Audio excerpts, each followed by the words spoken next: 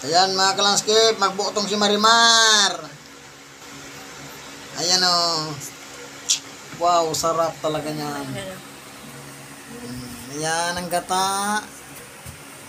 Ayan ang binalot na malagkit na may gata. Wow, super dami yan.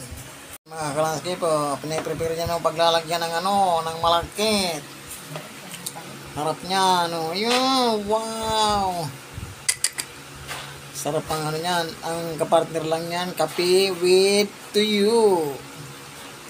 Solve na. Ayan ang gata. Lagyan. Dagdagan. Sarap talaga ng almusal natin bukas na umaga yan. Binotong. Sino may gusto dyan, magsabi lang. Sa inyo lang yung tali. Kasi kulang pa yan kay Guryo. Kanyang gumawa ng binotong. Ayan o. Sarap yan pag naluto na. Yung gata niya namumuo sa loob ng dahon. Ayan o. Ganyan ang pagluto ng binotong. Kasi yung asawa ko medyo senior na kaya gumagawa na ng binotong. Ayan o. Ganyan naman pag mga senior na marunong na magluto ng binotong. Ayan o. Ganyan pag mga palatandaan ng mga senior na. Yung mga kalanskip ko, kulong-kulo na. Wala po kasi tayong malaking kaldero. Kaya linuto natin sa maliit lang Ayan, mayroon pa dito 3.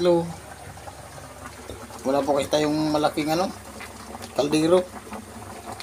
Kaya dito lang natin linuto sa maliit. Ayan, malapit na lumaluto yan. Mga kalanskip, titingnan na po natin. Ayan, naluto na. Pan muna natin kung anong lasa. Yan yung kata niya namumuo na.